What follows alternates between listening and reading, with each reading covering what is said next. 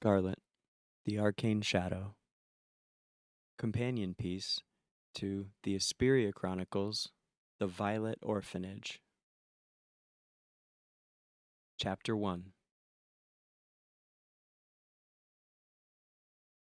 Scarlet still remembers that day, being torn away from her mother and left in an orphanage. Crazed and delirious, her mother kept repeating herself over and over. Her voice was filled with hysterical panic, one moment asking, "Don't you hear that, sweetheart?" And the next angrily berating Scarlet, "You lying brat! How can you not hear those noises?" "I don't hear anything, Mother. Nothing at all." No matter how insistently her mother pressed, Scarlet remained tight-lipped and took the abuse. Gradually, with Scarlet's repeated reassurances, her mother's frenzy calmed. For a brief moment, she was lucid. "You've done well, Scarlet." She leaned down, her fiery red locks falling forward. The very same flaming hair that was a symbol of Scarlet's matriarchal curse. With a love in her eyes, she gently stroked Scarlet's face, a tiny, self-satisfying smile creasing her lips. Perhaps she could see the power within Scarlet to break this awful inheritance. Before she had succumbed to insanity, it had been her sincerest wish to see Scarlet raised as a true lady, a lady as graceful and virtuous as her own mother had been, Scarlet's grandmother, the finest opera singer in all of Oakenfell. Alas, at just 6 years old, Scarlet dashed her mother's dreams of such a path. Tearing up her suffocating corsets and disrespecting the rules of her elders, she eschewed it all. Chapter 2. Once her mother was safely locked away in the confines of the asylum, Scarlet was taken in by the Violet Orphanage. Duchess Georgiana is famed for her philanthropy and acts of charity. She sponsors the efforts of the Violet Orphanage, citing it to be a fine and reputable institution. Just one night after her arrival, Scarlet was already planning her escape. Something seemed amiss here.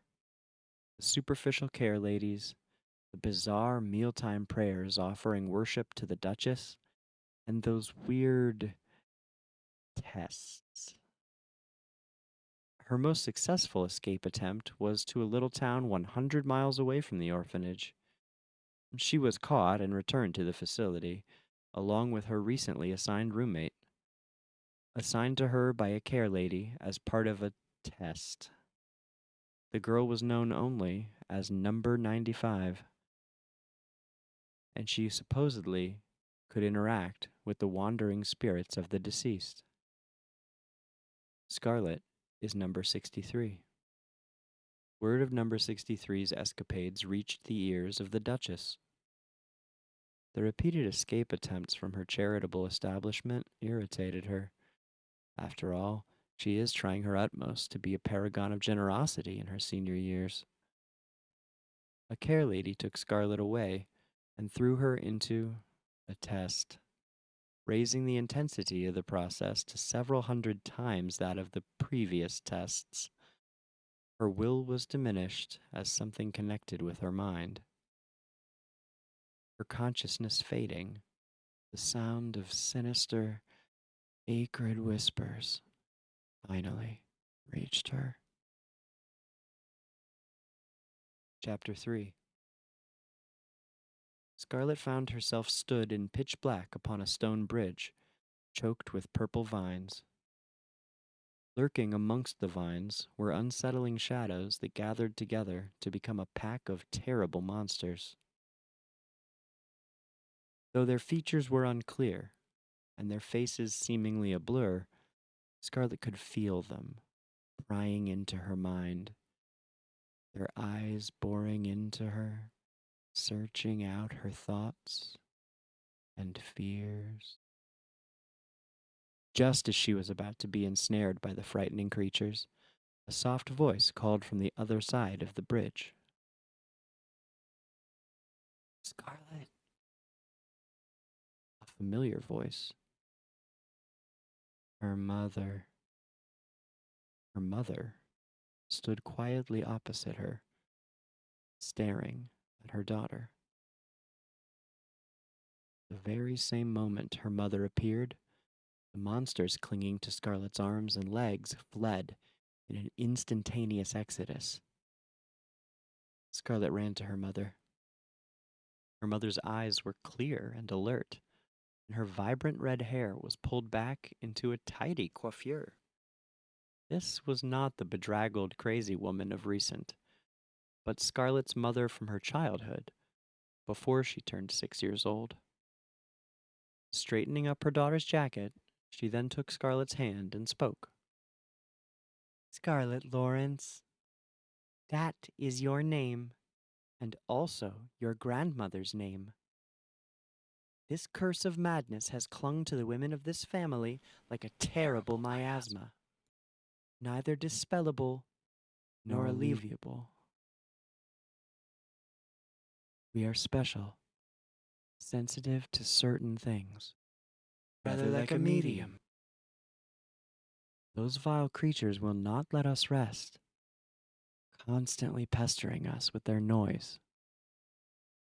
There are great evils, grotesque ancient spirits that lurk in whispers, trying to corrupt your soul and strip you of your sanity. Your grandmother took her own life during a performance, unable to tell reality from fantasy. I became overwhelmed by the shadows and chaos. Chipping away at my sanity, it dragged me into a hopeless delusion, much as you just experienced here. It drove me totally insane. But that darkness is a power we possess. It flows through our veins, bringing us both pain and incredible strength. I have always believed you to be capable of discerning reality from fantasy. Farewell, my dear daughter Scarlet. I am going to join my mother now. Scarlet's mother let go of her hand and took a step back. Scarlet frantically clawed at the space before her, trying to touch her mother, but instead finding her hands passing right through the silhouette, as if she were a ghost. Letting out a loud cry, her mother's body erupted into a cloud of countless fireflies, spreading throughout the pitch blackness to disperse the darkness that enveloped the bridge and Scarlet. Chapter 4.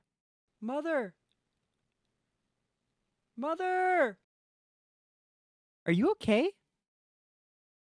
Oh? 063? A whiny, mosquito-esque voice buzzed in Scarlet's ear. Scarlet awoke from the hallucination.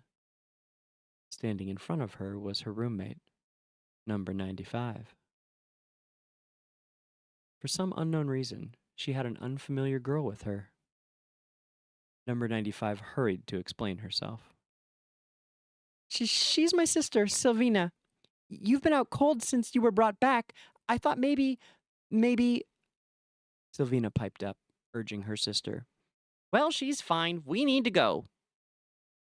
Sylvina opened the window and yanked her sister up after her. Before vanishing through the window, Isabella turned to Scarlet. 63, I used to always see this red-haired spirit with you, but since you were brought back, she's gone.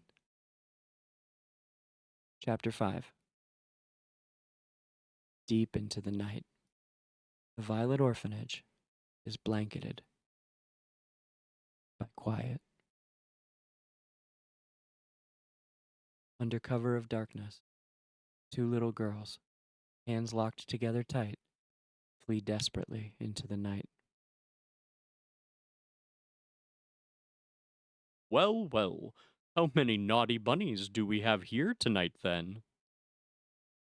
A burly guard, iron baton in hand, blocks the girl's way forward. Pointing his baton at Sylvina as her sister cowers behind her, he counts. 1, 2. He nods his head mockingly at Isabella, her body shaking uncontrollably as she tries to hide behind her sister. As the two parties stood in confrontation, neither noticed Scarlet calmly stroll down a different path. Catching sight of Scarlet, the guard clenched his teeth with anger, knowing well this old nemesis who had escaped his vigilance so many times before. 3! Why, hello there, my old buddy Gatewatcher. I received a gift from the Duchess, so I have something I wish to give her in return. Number 95's big sister, please take her away.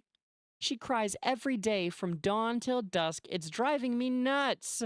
Oh, right. Scarlet turned to Isabella. Wimpy number 95. I'm number 63. Scarlet. Just as Isabella was dragged away from the scene by her big sister, the sound of a commotion was heard from behind them as more guards assembled. Unable to contain her curiosity, Isabella turned to look back, and what she witnessed would stay with her for the rest of her life. Around number 63, a searing purple-red flame was burning outwards, engulfing all in its path. As a furious torrent of black turbulence surged from her body.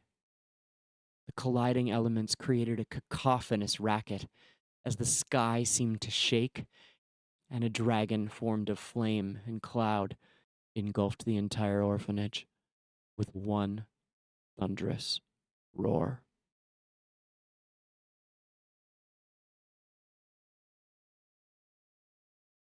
At the time, Scarlet was like a queen that had taken center stage. With that expression on her face, that smile, there was a flicker of insanity.